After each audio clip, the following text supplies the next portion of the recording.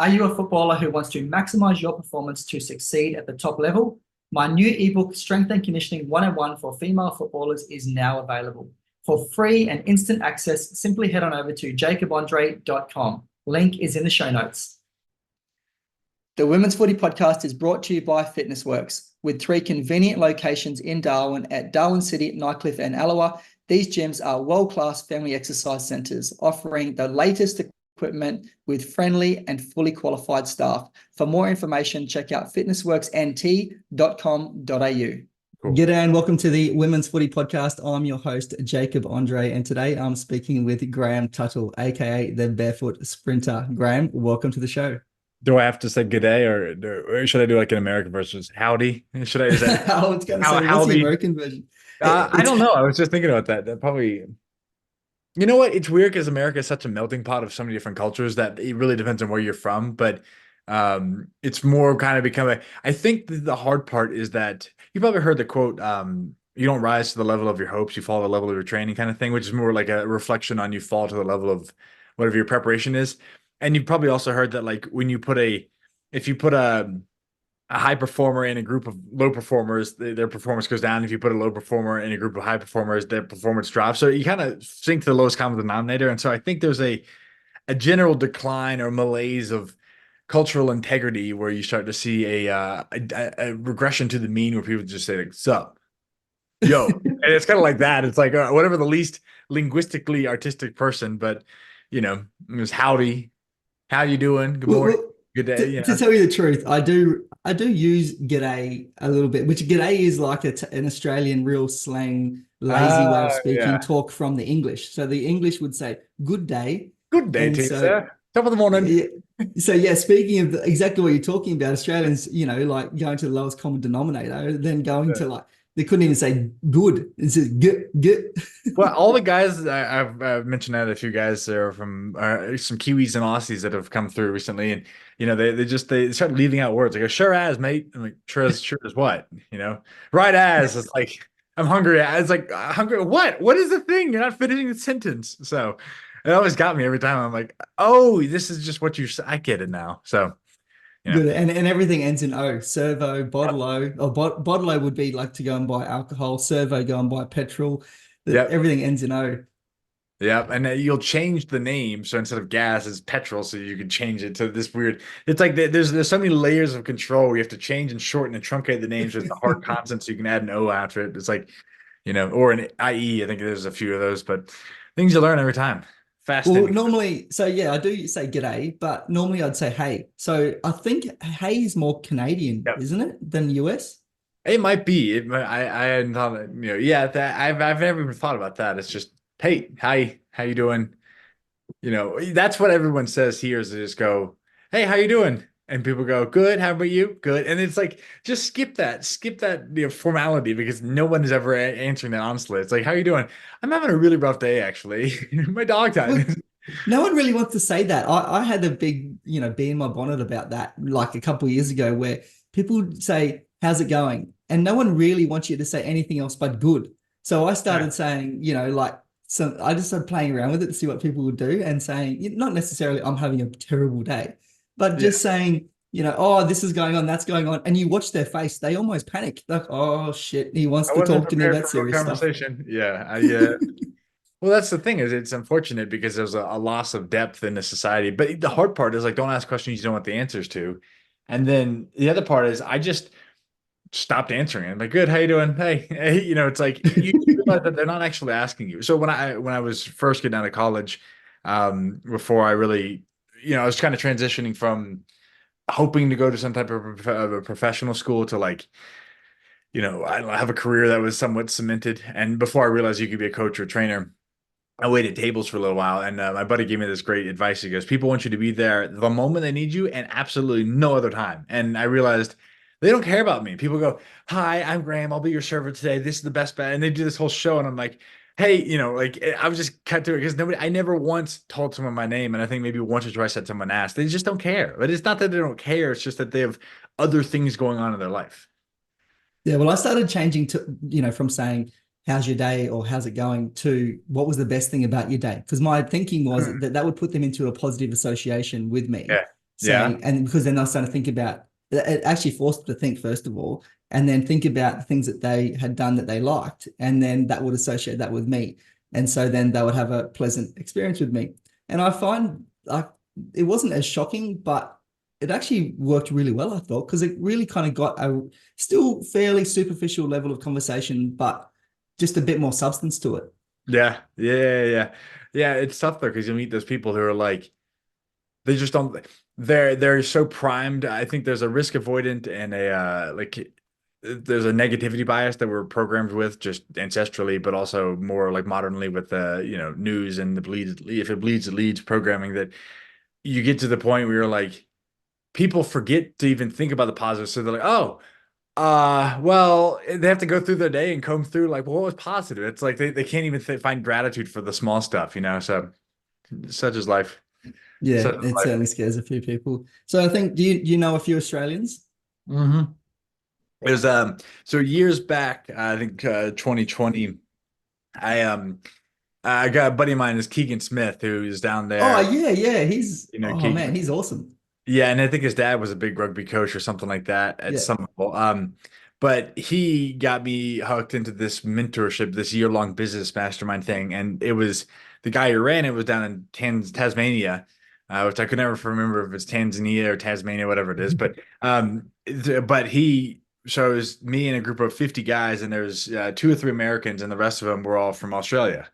And so once a weekend, so Friday and Saturday night for a year.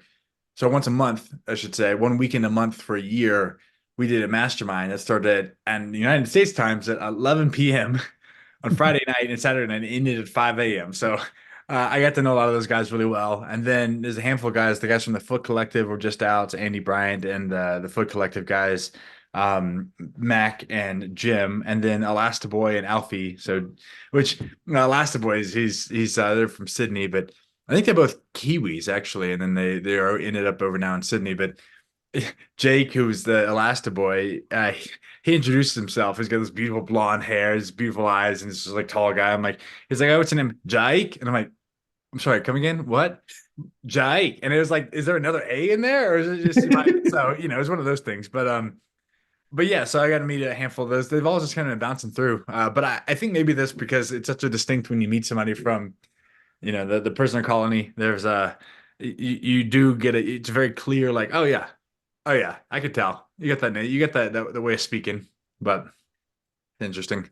Well, I What think was that? there's another aspect there because if you meet someone from the Middle East, and I know, or let's just say Asia or the Middle East, at least for my unpolished cultural affect, it's really hard to distinguish at least for me, like a Korean dialect from a Chinese, from a Japanese, from an Indonesian. It's like they blend together. Same thing with like the Middle Eastern countries. It's like, and so it's not as like there's such a large people group. There's like Asians and Arabs, and it's like a whole thing that if you meet someone that's English or French or Scottish or Australian, there's like a distinct sound, and it gives you a lot of like you can almost connect with like, oh, I have somewhat of an awareness. It's like a positive thing, but it's like I have an awareness of where you're from, so I feel a little bit more kinship to you, and then nothing to do with like a cultural specificity, other than the fact that like I can kind of isolate. Oh, that's interesting because when you say you're from, you know, Indonesia, it's like you just told me where to find that on the map, and it's like, oh, that's but it's like, and maybe other people have that understanding if you have a different dialect or background, but I think that's what's interesting to me per se when I meet someone. It's not necessarily where they're from. It's that like I can pick up that piece. Does that make sense? Yeah. I feel pretty grateful to have grown up where I live, and that's in Yeah. Darwin. And so I described it to you before as you knew where Adelaide was, right in the middle of the country, down the bottom, Yep. draw a lunch straight up, and that's Darwin, which is only 2 hours by plane south of Bali. And in Darwin, there is a huge amount of like different cultures. It's just a melting pot. And so you've got, your English, you've got your Indigenous Australians, you've got your Indonesian, you've got your Greek, your Italian, Yep. very, very vast. So whereabouts in the US do you live? What's it like there where you live? Okay, so I'm about where I think it's where Perth is on the East Coast. So as I'm in Sacramento, or currently in this exact moment I'm out in Denver, Colorado, which is kind of 75% of the way west across the country. But I live over in Sacramento, which is along the West Coast, a little bit inland. It's near San Francisco. So I could say the two big cities of the West Coast, three are there's San Diego, LA, which is kind of like, within an hour of each other. Then there's San Francisco, and then there's Seattle, which is very north. And then you get British Columbia and Vancouver right above that, like an hour away north of that. So that's the whole East Coast or West Coast of the US. And then, but I was born and raised in the East Coast. So some combination of Georgia, North Carolina, which is like the middle. So I think that's about where Sydney is on your East Coast. So kind of like, it's being cool being a bi-coastal country in the same way you have. You kind of get to, but the culture is very different on each side. There's enough time zone differences. So I think there's three. Are there three time zones? Or there's Yeah, three. Yeah. So you got Eastern, Central, and Western, I essentially. guess technically there's Eastern, Central, Mountain, and Western. So technically there's four, but you would jump ahead 3 hours. Yeah. So if I went back to the East Coast, it'd be 3 hour time difference. So I guess it's 2 hour time difference for you, right? Yeah, actually, no, I think it is about 3 hours from one side of the country to the other. Yeah. It depends on daylight savings, but God, that's the worst. I remember that I'd have to connect with those guys, and it would be like, daylight savings would kick in for us and not them, and then 2 weeks later it'd be them, and then it was like we're on the same page, and then a few months later it's me and not them, and it's like, oh my gosh, it was horrible. I So, actually don't understand how we don't have it in Darwin. We don't in the center. oh, What's weird is in Darwin at the top, Australian Central Standard Time, we don't have daylight savings, but down the bottom in Adelaide they do, and then on both sides of the country they do. So I can't figure it out, and I don't even know how it works. How do you move your clock so you get more daylight? There's still going to be the same number of daylight. I know you'd think that apparent. What would be interesting? I wonder if that was the uniquely American thing that just caught on elsewhere. But it was supposed to Probably be like a lot of things in Australia. We just follow the US 10 years later. but supposedly that it's not that the time is different, that the perception is different. So when you're out, you could farm later. Like people would get up, you know, you would. I have no. It's something that to extend the working hours for outdoor laborers or something along those lines. But I'm ready to do away with it. It's just not. It's not an area that I'm excited about. So Yeah. Well, interesting. Yeah, perception is reality. So yeah. so you mentioned San Francisco. I've been to San Francisco and to Okay. LA and San Diego and Tijuana in Mexico and Yeah. to I was looking at your Instagram story just this morning. It's 6 a.m. here, so I had to wake up nice and early for you. Ah, So yeah. unfortunately you had to stay up late till 11 p.m. when you were talking to Australians, but now it's sweet That's time for so you, but good. I'm up early, which is why my voice probably sounds a bit croaky. But I was looking at your story this morning and you were flying across some canyons on your way to obviously Colorado. I've Yeah. been to the Grand Canyon, and it kind of reminded me of that. And there's a place in near where I live called Catherine, and there's also near that a place called Kakadu, which is Kakadu National Park, and it's kind of similar looking to what you flew over. What are you doing Yeah. in Colorado? So well, specifically, I'm not doing a jiu-jitsu competition this weekend. My buddy who lives out here came and supported me when I did one in Sacramento. So I got a second one lined up. So that's on Sunday. So in 2 days. But that whole middle section, so like there's the deserts, it kind of extends up from Mexico, and there's the deserts, and then there's this whole stretch along like there's the Rocky Mountains, which is like Yosemite National Park, and a lot of those, the Grand Tetons and Yellowstone, that whole stretch is there. But on the inside of that, you get this kind of I guess it's for the Colorado River, but it was really cool from the plane perspective. I'm looking down and you could see where like these ridges and mountains kind of collect water, and the water starts to form these tiny little tributaries that turn into like smaller rivers, turn into big rivers, and then those like you can just see them where they kind of branch out into little structures that look like alveoli, which are like the little lung sacs, and it's like you can see the capillaries forming the rivers, and there's carving into the ground. You get these large canyons that then happen over hundreds of miles up the stretch. So it was beautiful stuff, but it really struck me as like the because you would go from that, and then not too much later you'd see a lot of the farmed areas, and you see this kind of like left brained segmentation of the world where it's like in plots and lines and symmetry, and we do squares or circles, and it's all about farming and agricultural and maximizing what we can do and produce from the ground. And it's a very different way of looking at like the messiness of nature that has a symmetry. It works if you step back and see it from the whole, and then our human kind of like everything has to be 90-degree angles and squared programming that kind of like tries to layer a grid and create certainty over the wildness that is the earth. It's interesting to see those two things juxtaposed from the sky. It's interesting how you describe that in like a human anatomy kind of way with the Yeah. alveoli. I do a similar thing. You kind of made me think of like when I look up at the moon, I see it as like a human cell. Because if you like Okay. look at a cell in the body, it kind of under a microscope, it kind of looks similar. And I actually think that the moon is like a cell Yeah. within the universe, and we're just part of something much bigger. Like it might just be another human being that's like massive, and we're just like these little tiny cells. If the moon's a cell and the earth is a cell, then we're like this part of the cell, and like the mitochondria, for example. And like Yeah.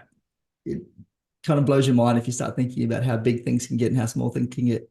Well, I always wondered, there's that Dr. Seuss book, The Horton Hears a Who, that they made a movie about. It's kind of like, there's this entire society that lives all the way on this tiny little piece of, pollen, and this like it's just the whole thing. And if we, we're so busy and occupied with this kind of mimetic desire to, we want that. I want, like, Jim got the bigger house. I got a bigger house. Oh, Jane got a nice car. It's like we had this like whole thing about like, did you hear that so-and-so got a facelift? It's like, and we're always comparing ourselves to this kind of like very trivial aesthetic, you know, this like the things of our peers. And I think that's so interesting that if we were to like find out that we were just one little tiny microscopic like one little speck in this bigger thing, and then the fractals that continue to get bigger and bigger, I think most people would be like, yeah, and they would think about it for a second or two, and then they would just go back about their life, because like it's there's the humbling nature of something like that would be just far too much for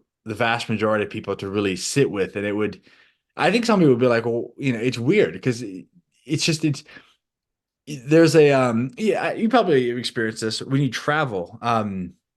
So like I remember the first weekend when I moved out to Sacramento. I came out for a few weeks before I moved out here, but the first weekend I was out here, the Yosemite National Park, which is a beautiful national park, was 3.5 hours away.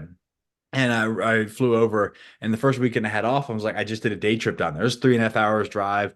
I did this long hike, and it came back the same day. I was like, oh my gosh, it was right there.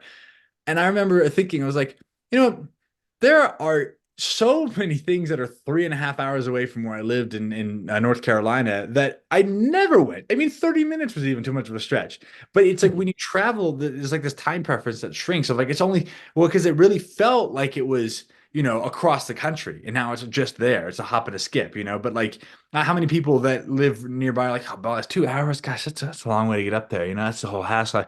Versus like, and maybe just because it's a plane trip, but it's like there's so many things that are, I think there's something about this like time shrinking, and the time is relative, that like once we get out of our like, or we like to shrink our world down to a very small, understandable nugget. And I think that's an interesting thing of like the things that we do to try and protect that. It's like, it's fascinating to see these fractals and stuff, but people like don't like the fact that that might point towards some bigger pattern in the world. But I love what you're saying. Yeah, well, Cool. it's similar here. Australia is a really big country, similar to the United States. It's just not as populated, so you don't get as many people sort of around the center. Everyone's sort of around the outside, and even then it's only around sort of half of the outside. If you kind of look from the top right around to the bottom left, essentially is where the majority of Australians live. But where I am in Darwin, it's very vast. And so that place I mentioned, Kakadu National Park, where people come from all over the world to go and look at it for the landscape and the culture, it's a 2 hour drive away. But for me, having grown up here, that's too far. Catherine, the other place that I mentioned with Catherine Gorge, that's 3 hours away. And like it just seems too, like you wouldn't do it. Like I mean, people do it, but I wouldn't. But then I look at my cousins who live in Melbourne. I have a lot of cousins on my dad's side that are down there, and they just don't travel. Like I'm like, man, if I was in Melbourne, I'd be visiting you and you and you. And they're like an hour's drive. Like, oh, they're on the other side of the city. That's too far. We don't see them. And they don't see each other for like months, and even like over a year or more. Yeah. I think there's something that it's like the more you could hold that perspective of like, I think there's a value of having travel or something like that, because it does shift your perspective on what's close, what's far. And for me, I enjoy traveling. Well, I hate the process of being on a plane, doing that whole thing. But like, there's something about the shaking up. I think they used to do the Grand Tour, which was maybe a European specific phenomena, but I'm sure there's some other places. But let's say the wealthy would go and travel the world, but they viewed it as a form of education. So they would see traveling as a form of like exposure and education to the world, as opposed to, you might not learn about the world. There's only so much you can learn about things in a book, but like if you really wanted to be a scholared, erudite individual, then you would go travel. And it was, obviously it costs money and it takes time and you have to have, there's a lot of luxury involved in it, but I do think that there's a lot to be, some of the people I like and appreciate the most have traveled and like experienced things. And I think there's a lot of value in that. So it's very Yeah, I interesting. think travel is certainly the best education you can do. It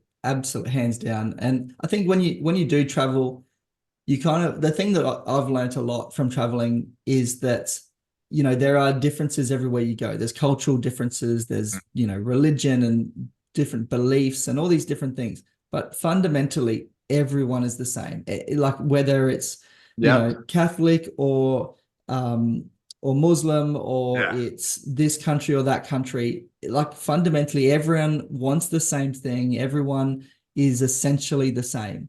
Yeah. Well, what's interesting is you nestle that in terms of like people, if you got them to, so I'll do this often.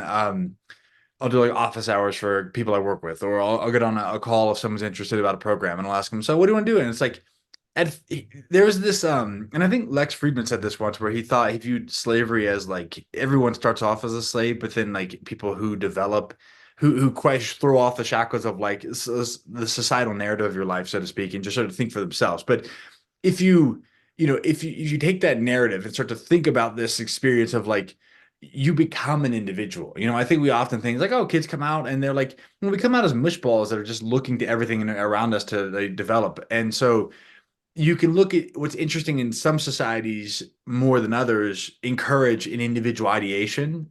And even though people, let's say, if you got them to the point of asking, what do you want? What do you care about? What do you like? They'd say, well, I want to be safe. I want to, have food. I want to do that. And then maybe like I'd like people to do things that make me happy and maybe have a family and do like you would find a similarity in those things.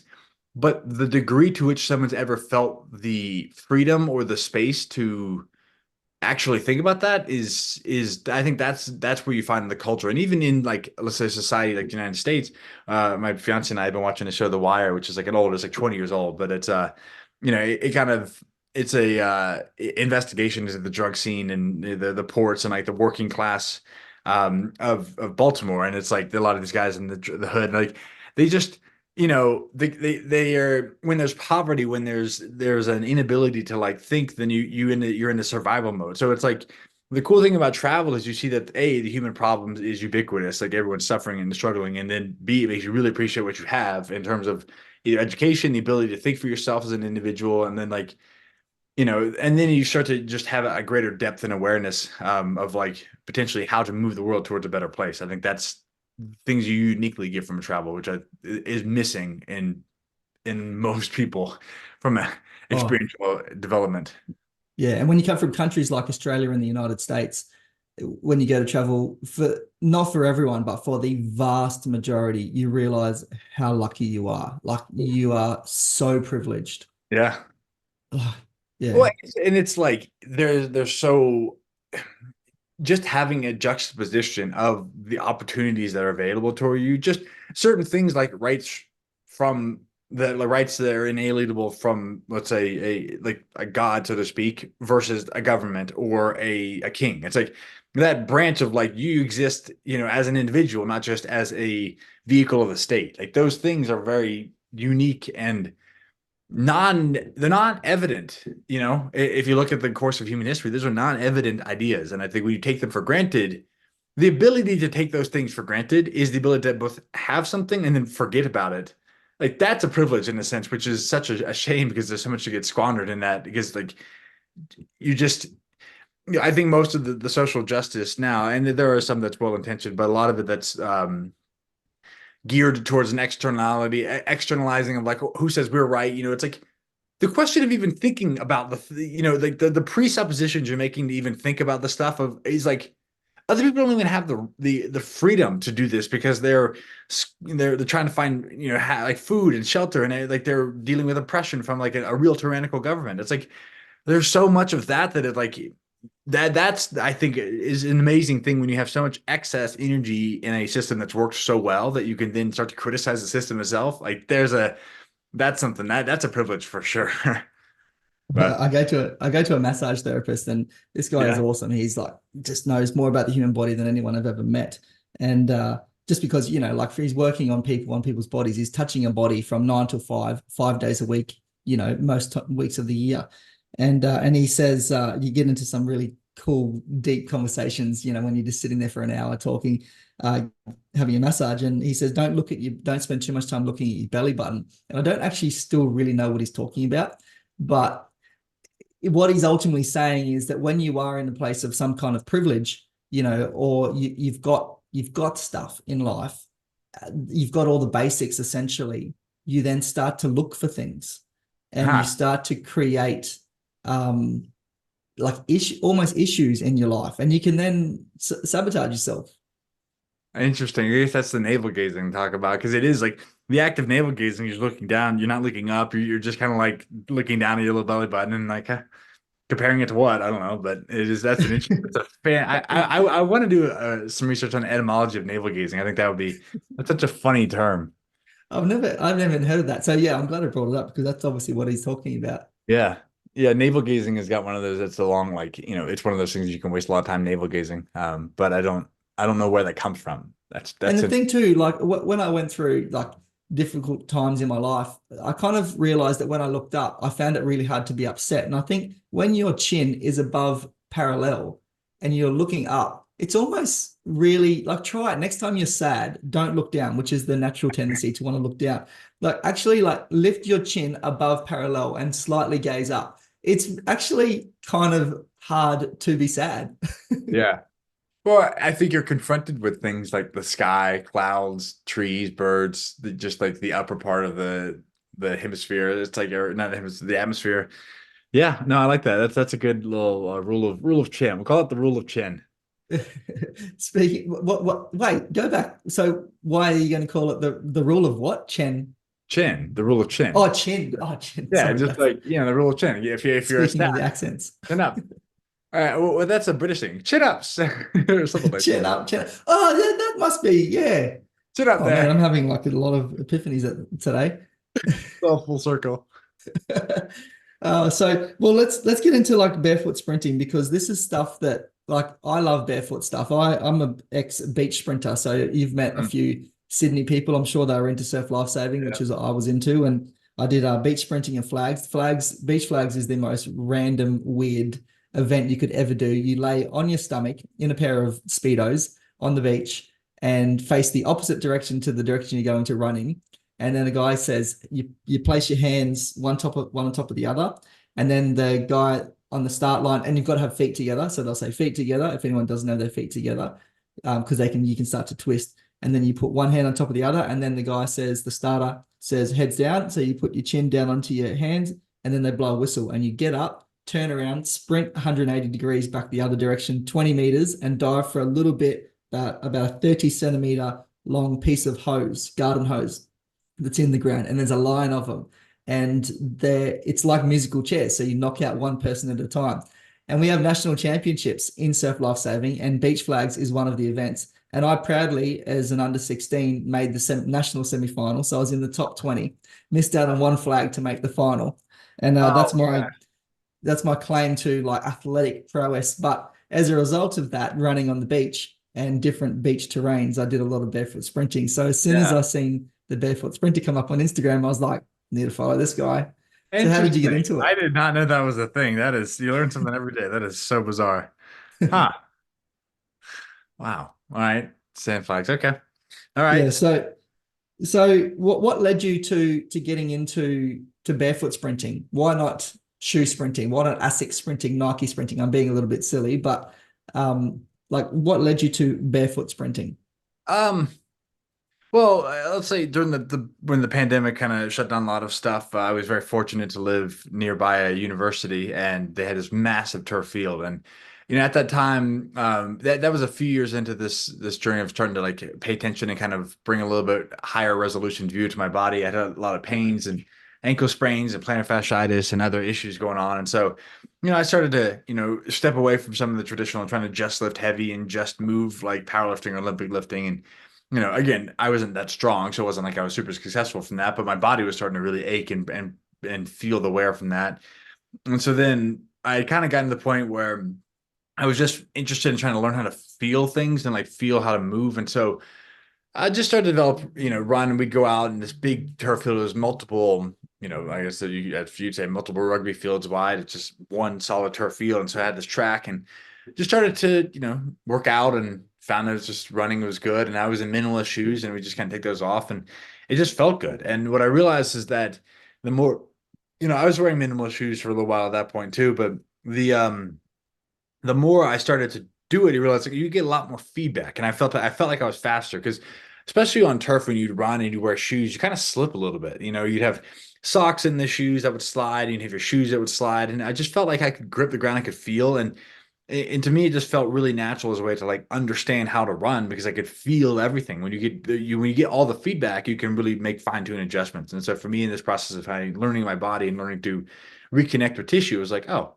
okay, let me do the thing that lets me feel the thing the most. So I felt it was a good way to discover the art of running. I think in hindsight is what I've come to. Hey, Jacob here with a quick message. If you're enjoying this episode of the Women's Footy Podcast and you want more fitness tips for the female footballer, I encourage you to join our Instagram channel, Footy Fit Fam. Link is in the show notes. Now, back to the show. Yeah, I think not enough people do, particularly in our cultures, Australia and the US, not enough people do stuff barefoot. Because I've been into running for a long time. And so I've done a lot of stuff and I came across the Franz Bosch and the Bosch mechanics, that positive front side mechanics, all that kind of thing. And I really like that stuff. And the guests I've had on the show have said, yeah, be careful of going too Bosch, because you can get really caught up with the scientific sort of stuff of it. But ultimately, where I think one of the cues that I use for people, because there's only two things that really make you faster. One is time on the ground and two is power into the ground. And so time on the ground is about getting off the ground as quick as you can. And I think the elite sprinters at the Olympics, they're spending about 0.07 of a second on the ground, 0.07 seconds on the ground. So it's very quick. And there's some cool YouTube videos out there that these scientists have kind of tried to figure out when the next world record will be broken and what it will break to. And they charted this graph and they reckon that it would be about 2050 that the world used the current world record, which I don't even know. Is it still Usain Bolt? Is it still 9? Yeah, I think so. Yeah, I think it was 979. I think it might be 958 or something now. But they were saying it would then come down at about 2050 and charting the rate of how we get quicker. And the way it will be done will be to get off the ground quicker. And the difference between a long distance runner and a sprinter is that both will spend about the same amount of time on the ground as each other, but one will hit the ground a little bit harder.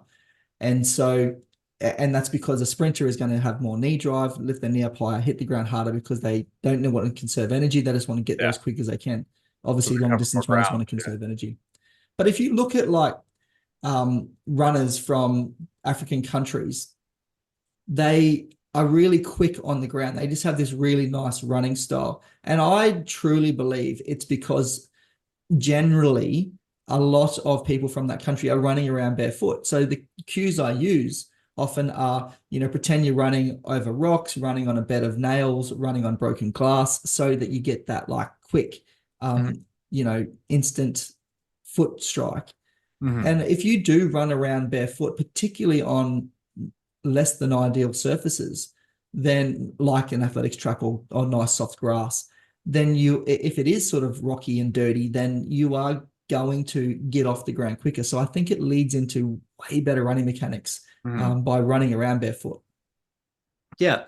The only thing I'd add to that is I think there's, and this is what I'm more particularly interested as a coach, because there's, I think before you look at the form and their way they move, it's kind of looking at what's the tissue, what's the thing that they're using with. So in sense, in order to run barefoot, there's a level of, they spent years of their life being barefoot. And so To me, when I look at people now, there's such a disconnect from their body. So their mind and the body are just are two different places. And I think that creates this section where, you know, you always get hit with this. There's this kind of fetishization of ancestral indigenous people, like, oh, they did it all perfect. Everything's so good. If only we could go back to that. And we like, you see a little bit of this, like, always got to honor the indigenous and all this stuff. It's like, and I'm not saying that's misplaced by any means. I'm just saying that there's this level of like, if we could just go back there, we've gotten rid of all technology. But I think there's a reality where technology is here. It's not going out of the box. And so for the people that are here and listening to this podcast,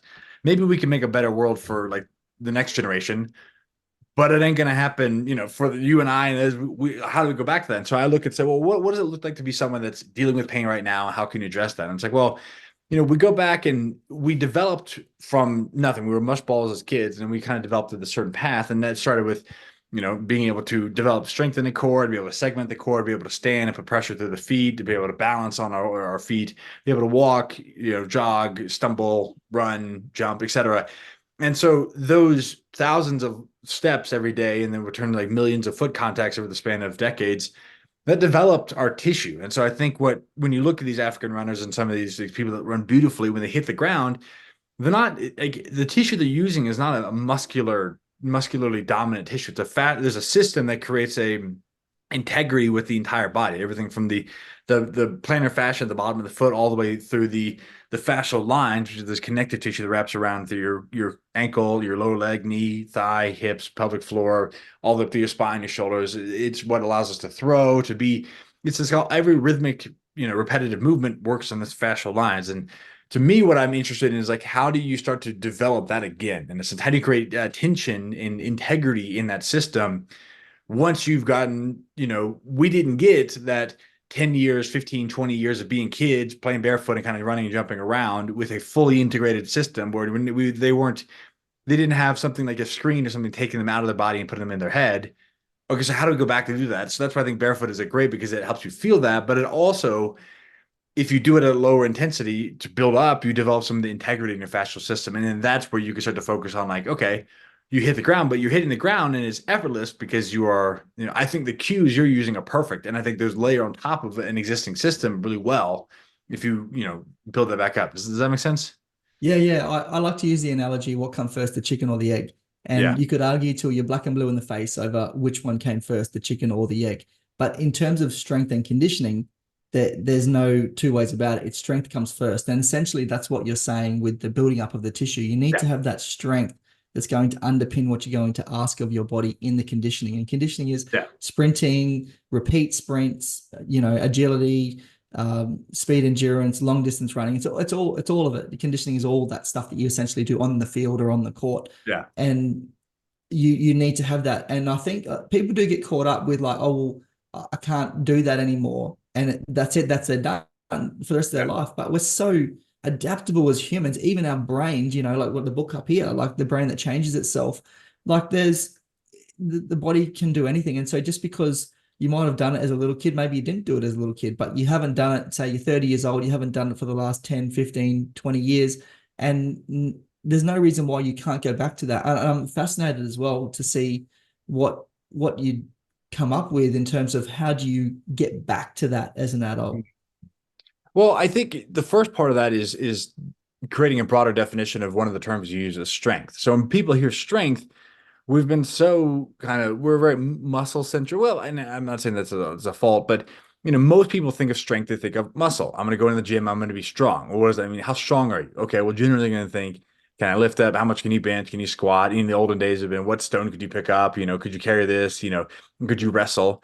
But strength is relative to the tissue you're talking about. So how strong your bone is how resistant to bending it is. It's like, you want strong bones, that means they're not going to bend. They may bend, but they're not going to break. You want strong teeth, they're not going to disintegrate. And so when you look at the connective tissue, which I kind of define it in the sense of like connective tissue, it's hard to figure out where fascia ends and where tendons start in a sense. And, so I kind of group tendons and fascia, these fascial lines, which fascia is just like connective tissue, like matrix that wraps around muscles in through the muscles. It creates the container that the individual fibers are in, but it also creates the container that the muscle belly is in.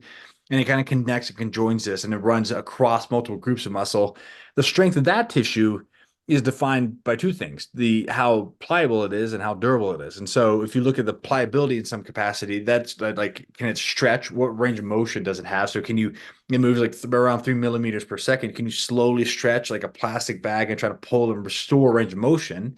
And that's what creates this kind of self-hydrating, self-lubricating hyaluronic acid that gets the layers to slide together. Then it's how durable it is, how stiff, and that's the intellectual, not intellectual, the sensory component that works across the movement pattern. So when we can coordinate multiple joints, multiple muscles, and create tension across multiple systems, there are multiple planes of movement. When we go and we throw, we run, and we jump, that's the ability for that to work together and hold stiffness. So if it's very slow and stretched out, elongated movements like fascial maneuvers, that's great to get the restore range of motion, but we have to condition it. Like you said, we have to condition it through the reps and thousands of, whether it's just taking steps, if you're barefoot, as a kid, just walking around, hops, jump roping, start to build up in intensity. That's where you start, is understanding what does it mean to have strong fascia. It's both that it has range of motion, it's pliable, and it can slide when you're moving in this kind of integrated, complex way, but it also can stiffen up and create a full body tension that resists external force rapidly. Does that make sense? Yeah, I had fascia described to me by someone, which I really like this way of describing it, as like a glove. You know, those like plastic gloves that the doctors put on when they're going to do stuff. It's essentially kind of like a glove, but it doesn't just wrap over the muscles. It wraps, as you said, all within the muscles and everything. It goes everywhere. But I had someone else explain to me, and I don't remember who this was. I think they were a physio, that it's no good just doing stretching. And don't get me wrong, stretching is great. But it's no good just doing stretching, because if you want to increase the length of, say, for example, the muscles in your upper back, so your trapezius, and you just sit there and you stretch that muscle, or your tricep, or your hamstring, quad, whatever it is. But particularly, let's focus on the upper body here, because that's a better example when it comes to like posture. So if you just stretch those muscles individually, and you'll be hitting a few different muscles in a stretch, but like just say ultimately individually stretch a joint and those muscles, immediate muscles surrounding it, you are stretching the fascia, but you're not moving through it. So if you then are constantly sitting down in this hunched position, then you're going back into the fascia is kind of going to set in that position and get comfortable in that position. And I don't know if I'm explaining this real well, but when you then stretch, you're like, oh, I'm trying to improve my posture. I'm trying to bring my shoulders back and down and, be in a much better posture. Then if you don't sort of work through that, work through movement and get into the posture on a more consistent basis that you want to be in, then it's essentially, well, it's not pointless, because you are going to get some benefit, but it's not going to be anywhere near as good as doing something that's more integrated into movement. So moving through through movement in order to improve the fascia to get into the posture that you ultimately want. Yeah. Well, I break that down into 3 pillars. So the first one is the fascia and the connective tissue, which massage and stretching work. The problem is that most people like that and do that because it can be relatively passive. You can use gravity, kind of stretch. You can use a massage ball to press in. You can have somebody else do it for you. And it takes little effort in a sense. It kind of feels good, but it also is painful, which kind of, people have this weird Puritan streak where they like to punish themselves for, I don't know, having bad posture. I have bad posture. I move bad. I sit too much. I eat too much. It's like, notice the way they talk, and the language they use is this negative frame. And so that's one aspect. But then it's like, well, how do you integrate that with how do you then take that and put that into like an intentional, meaningful, like connected sense? Well, that's your muscles. Everything we do, really, other than, some control of our attention and some control of our intention, everything we do happens through muscle activation. So even breathing is the diaphragm, the intercostals that are moving. Our eye movement happens when we look our eyes at different directions. And so there's so much that happens, but it's through a muscular engagement. And so this actual contraction with the muscle, you can stretch and massage and get tissue. Like, let's just say, ideally in a perfect world, the movement you go through on any given day, and I think if you do something like running. I think personally, I do jujitsu and I do a lot of running and sprinting. I think the sprinting opens you up to do extension. It's big, powerful. You're opening up, and jujitsu is a lot of like flexion and contraction. You're rolling and doing a lot of rotation. So you can kind of think of those two together, like the movements we would have done. And if you do some type of dexterity movement, maybe you're squatting down for moving, this is dancing and stuff like that. But there's multiple ways to skin that, but those are all intentional movement patterns you go through. And those would have taken care of keeping the tissue healthy and pliable. And then you don't get this buildup of stiffened areas where they're not getting hyaluronic acid and circulation to the tissue, but you're never losing the connection with your body. And so getting that back, it's like, sure, you can massage and do the stretching. That's fine. It's going to get some movement there in the tissue, get some of these things, these layers gliding past one another. But if you don't combine that with an intentional effort to feel your body, to feel the muscles, because that's really what does and strengthens the muscle across the full range of motion, starts to develop the coordination of your body in multiple planes. Then you put it in third pillar, which is a skill, which is practicing and starting to take things like most people, for example, only do movement in the context of a sport, which is fine until you have some injury or pain or you're only playing one sport ever. And that's when you get a loss, you get this kind of warped perspective on movement and you don't know how to sprint outside of the context of chasing a ball. And then that's when it's like taking time to actually look at these, like kids, we kind of worked on one movement at a time and we build up a capacity that way. So I think that's a way to look at it as well. It's a combined system, but ideally, once you're healthy and you have this ingrained as a part of a typical movement system, it's self-sustaining.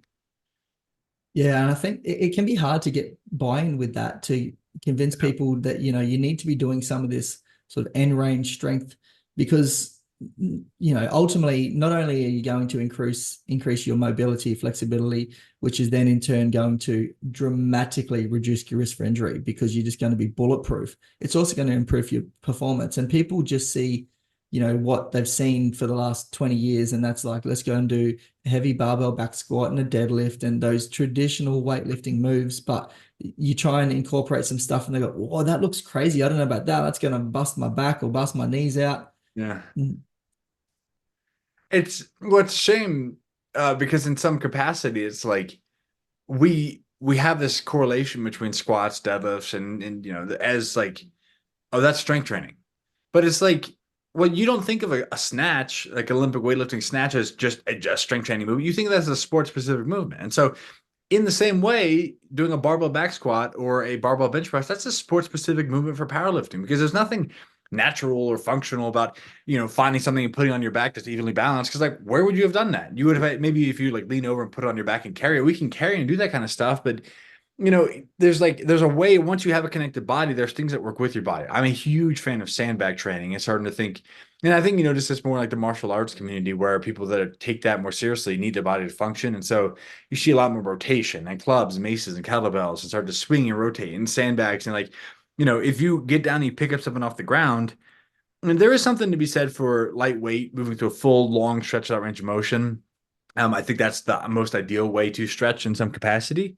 But ultimately, it's like if you don't start there, you don't. People see that like start with the stretching and then just add a little bit of load, and you build up to it, which is interesting to me. That I guess a better way of looking at this is people really don't like change. They don't like uncertainty. They don't like resistance, and so the problem is that we check the box of fitness if you go to the gym and do your squat, bench, deadlift. It's like maybe, but that's no different than like you pick 3 arbitrary moves and you only ever do those. It's like, or sorry, that's no different than you pick 3 letters, B, G, and D.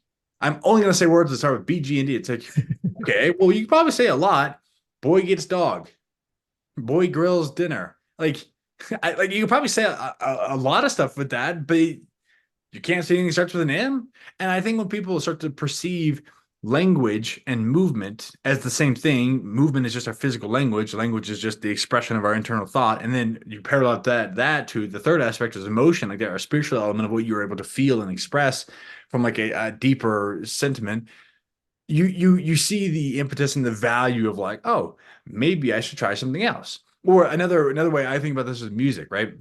There's a reason every time you go into the powerlifting gym, there's always Metallica or AC/DC playing, and you go into the yoga studio, it's always some, tantric yogic singing in the background, or you go to a spin cycle, it's like upbeat pop movie. It's like, okay, there's different genres of music that correlate to different dancing styles. And that what is dance is like, I think dance is the truest expression of listening. When you are listening to something, you're moving with it. You know, it's like there's a language and maybe there's a conversation. If you're truly listening, there's a back and forth of the dialogue. But like when you're listening to music, your body starts to move. And so you can think of the fact that there's different genres that kind of fit different movement styles. That, okay, maybe it's good to be a well-rounded human to be able to enjoy different music. You know, it's like, okay, same thing. So you can use different rationales to approach it for why there might be a deficit involved in only limiting yourself to, I'm a powerlifter.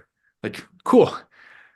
Hi, powerlifter. I'm Graham. I have other aspects of my life too. You know, it's like there's other things going on outside of just the barbell. And it's a great tool, but just like using a hammer and trading everything like a nail doesn't get you very far as a contractor.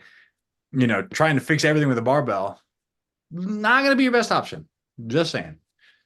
Sounds like it would be a fascinating place to be in one of your programs. Tell me about your programs and how can people find out a bit more about them?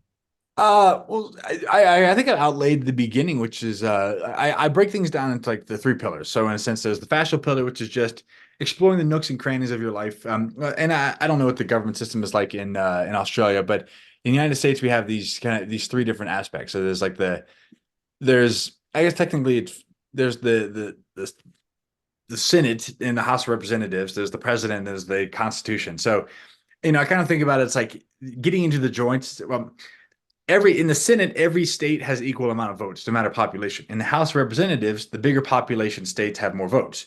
So I think about, you know, connecting with the muscles, like they happen as like the muscles, you need to get the big ones turned on. With the Senate and the joints, you need every joint to matter. So I go and look at the toes and the finger joints and the wrist and the ankle. They matter just as much as the knee and the hip and the shoulder and the elbow, because you know, all the joints, if you understand like, you know, a deeper discussion about, you know, tensegrity and biotensegrity and the fascial like system that we live in, all the joints matter because they all have some type of connective tissue that's wrapped around in spades. And so the first part is getting the nooks and crannies opened up. We start to just slowly do some movements and remodel. We just start to reconnect somebody with an old friend. If you were to go and meet a friend you hadn't talked to in years, you know, there's a lot of familiarity with it, but there's also some new territory you want to grind, you tread light, like, oh, how you doing? And you kind of ease into it. So that's the first pillar, and you can get that program as a standalone thing. But the real thing is in the Unbreakable Academy is I continue past that with there's the muscle pillar, which is like, okay, let's connect with these big ones. So I think that there's something the parallel in our conscious connection, our conscious experience with life, like I said earlier, happens through our muscles. So for example, think of how many things, if you just didn't have, you couldn't move your biceps at all.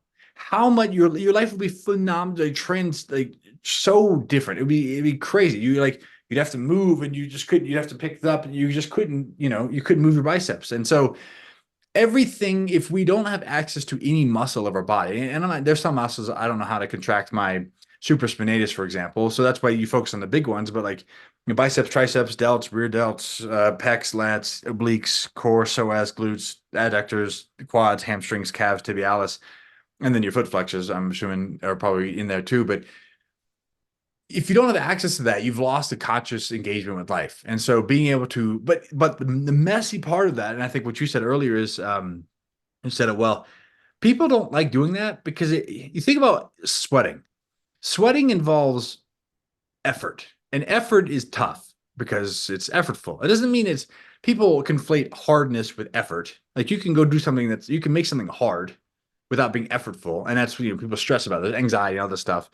But what really moves the needle in life is doing things with effort and putting effort in. And so there's a messiness to that because effort requires feeling. It requires paying attention to the tension of your life. Like I'm putting effort into this. How are you putting effort in? Because I can feel the resistance. I can start to push and I feel the movement.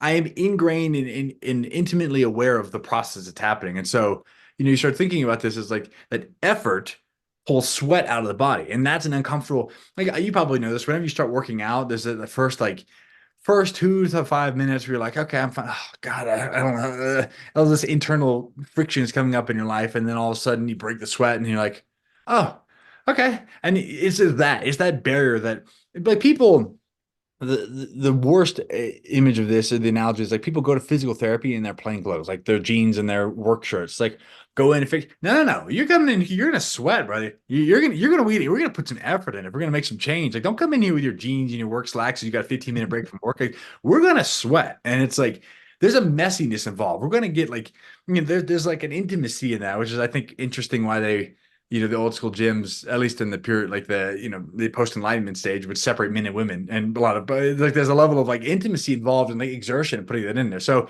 the muscle pillar is really like learning to feel things again, because there's a messiness in there. And then there's the skill pillar, which is just revisiting these things. And I think there's a value, which is the navel gazing is a perfect example of this, which is you get so caught up in the tissue. So a lot of people will go in this thing where, the first time they ever feel anything is pain. And, like that's, if you were in a dark room all day and you walk out in the sunlight, it just is blinding. And it's like, it's too much. And all of a sudden you can't see anything. It's like the first time you feel something, your body's finally screaming at you. There's pain.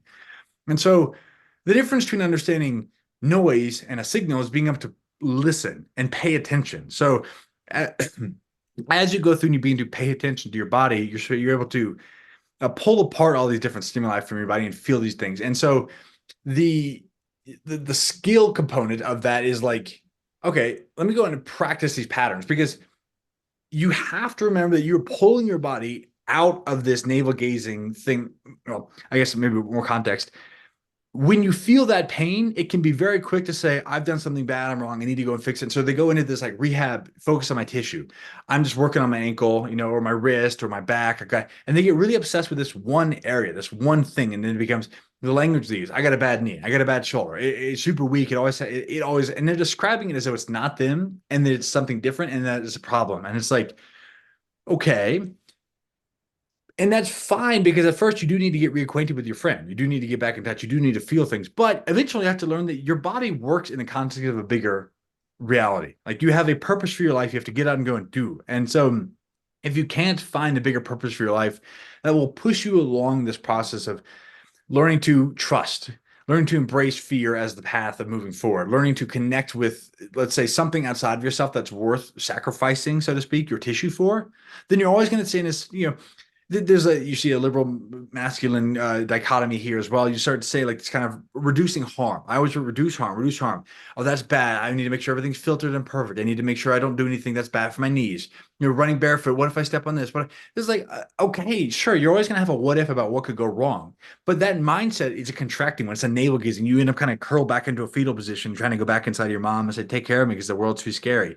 But opening up is opening your chin up and looking outward and seeing what's available, dilating your eyes so you can find a new task. And so the process of the skill pillar is like learn how to walk, to sit on the ground, to skip, to hop, to roll, to jump, crawl, carry, throw, hang, swing. There's different skills we go through. And we just learn them and learn the art of that skill.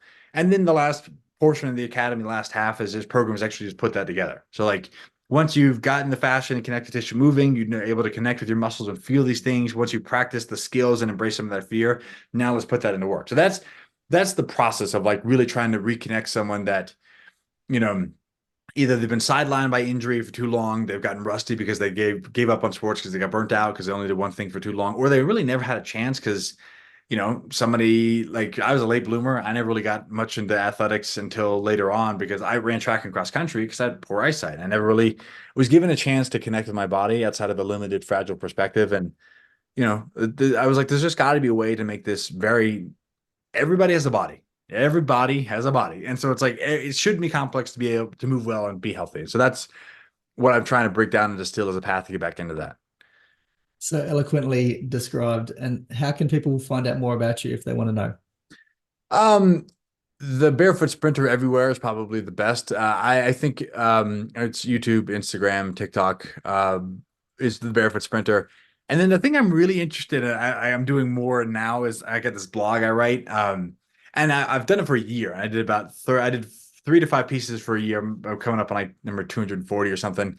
And I've recently, a lot of it at the beginning was discussing more like philosophical, psychological things and relationships. And I really like that. But then I kind of realized that as much as you and I sit here, we talk how long it was, first 30 minutes of just like enjoying talking about these deeper aspects. It's like, there takes a level of trust. So I think there's like trust, love, hope, or trust, love, faith, and hope. I think things work out in that capacity, which is you develop trust with your physical body, and that allows you to see things clearly. And then you can have faith, which is moving towards something in the hope of a better without the immediate response of like, this is why you're doing it.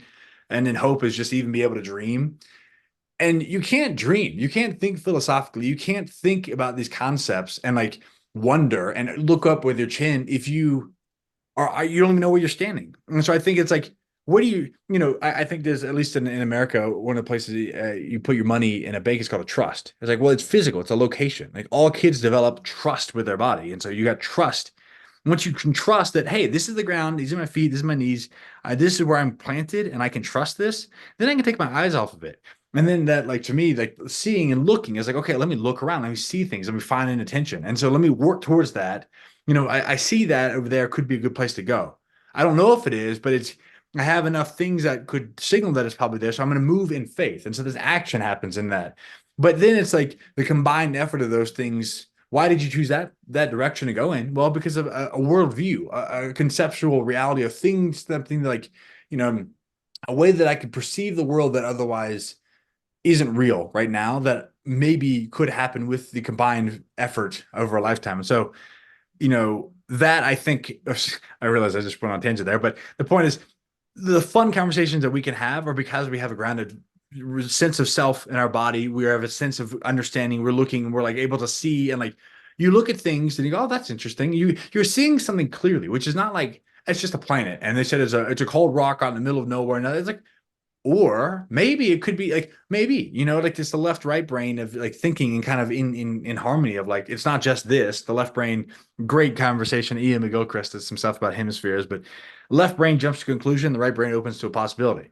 So it's like just the balance of those two options. Like, well, what if? And so that's fun to have, but it's really hard if you're unhealthy or you don't have the ability to see your body. And so that's what I've turned my recent efforts to. I just did a 4-part series on how to fix Achilles tendonitis. I'm doing a series on fascia and biotensegrity now, but like in a really understandable way. So that's the focus of it. But that's what I'm really excited about now, because I like to write, I like to do all this stuff, but I want to move the public understanding of certain things in a positive direction, try to distill complex subjects so that they can dream. And then we can have fun playing sand sprints and footy, all that stuff. So I love blogging. I've started blogging a long time ago, and I don't really do it as much anymore. But of all the different things that I do, blogging is probably my favorite. The podcast, my favorite part of the podcast is just getting to meet amazing people like yourself. And the last episode was John, who is the Anatomy of Therapy. Who you? Oh, really? Yeah, John Zabolski. I so love him. He's such a that guy. We just did a little Instagram live. We ended up talking about religion and Christianity for like an hour, and it was just like different what ifs. And he is so smart. He is so well read. He's so philosophically, and he's just very well spoken. He's great. I love him. Well, so I didn't actually really comprehend all of that as best as I should have when I interviewed him. And so I didn't feel like the interview got the justice that it really deserved. So because I saw that live pop up and I watched a little bit. I was at work at the time, so I only got 5 minutes of it. And I was like, and actually, you know what? In actual fact, I think I came across him because of you. Maybe a year or two ago, I'd come across you. I started following you. I was and so as a result, when you go live, you get this notification, and you were going live with John. And I was like, what are these two guys talking about? This is like, I love this stuff. So I kind of had this idea, but I didn't really harness it in my interview with him. And again, it was an early morning interview, so my brain probably wasn't working. And I'm like, no, when I get Graham, I really need to like hammer down this philosophical part. It's a lot of fun. John is he's done a lot of reading into some of the philosophical works, and he can just pull and quote and do all this stuff. So whenever I get a chance to talk to him, I'm like, we could talk about feet, but I literally last time we talked, I was like, what do you think of this? Do you think this is necessary or that? And so like he didn't save it, unfortunately, but I think he wants to do like a YouTube, a long form. But I think those are fun. But the hard part, I always call like a second date. I think the best conversations happen on a second date. Not necessarily always like second date. I mean, like when I go meet people, because a lot of what I like to do is travel and meet people and like get to know them, because you can learn a lot of way about how someone thinks by like just paying attention to their online stuff they put out there, but you can only really feel someone's presence and get to know them by being in touch. But the first impression is always like, they're a little on edge to see that. And then the second impression is like, oh, we're friends. And those are the great conversations you have. So I always like whenever I meet people, even if I've known you for a while, it's like, I like to kind of set up first quick encounter and then a second one where it's like then we can really get in and talk about stuff because there's a comfort there. You're not veiled and you're not like, oh, what is this person? Are they trying to, what are they, who is this person and how am I interacting with them? So those things are fun. That's cool. Yeah, I really like that idea. Well, hopefully we can set up a second date and have another chat because this has been super interesting and super fun. Yeah, I'd love to. That'd be great. For now though, normally it's me letting the guests go, but for now I need to go get my kids ready for school. So I'm gonna have to be the one that runs. That's okay. That's perfect. I can remember. But when's the competition? Is it tomorrow, the next day? Sunday. So today is Thursday. So I flew out yesterday to kind of acclimate because Denver is about it's Mile High City, so it's a bit high up. So it was Wednesday, Thursday. So I got Friday, Saturday, Sunday. I got Sunday morning is our time. So yeah, I got 3 days left to acclimate. Yeah. Oh, good luck with that. You feeling confident? How are you feeling about it? You know what? You never want to feel too confident because it's always like I'm not amazing. I've been doing it for 2 years and it's hard because you're constantly rolling against people who are better than you because there's when you're a white belt, you're rolling against people who've been doing this for the amount of time you've been doing it and then a lot more. So it's very humbling because there's always a thing you could do or work on. And when you roll against people, it's not so much like, are you better? It's like, because I did one competition a few months back and I remember it's like you train for all these different scenarios and you use 1% of that. And it's like, and if somebody just comes in and they hit like a faster tempo than you, or they just happen to be really good at this one specific thing, like, somebody can come in and just be a ringer at like going straight for this thing. And you don't, it happens so quick. So, you just can't let it mean too much. I go out and have fun. I want to support my buddy is doing it. I'm going to go out and do my best, but I'm not, there's other games to play. And the reason I do jujitsu is to learn to trust myself more. And so like, I'm trying to be mindful to not let it define me or to avoid the temptation to let it define you. Because it's like, there's always someone that's bigger, that's stronger, that's better looking, and they could beat you up and that plays guitar too. So comparison's a dangerous game. Awesome. Love it. Oh, best wishes and enjoy and have fun in the process. I'll do my best. All right. We'll keep in touch and we'll do this again. Are you a footballer who wants to maximize your performance to succeed at the top level? My new ebook, Strength and Conditioning 101 for Female Footballers, is now available. For free and instant access, simply head on over to jacobandre.com. Link is in the show notes.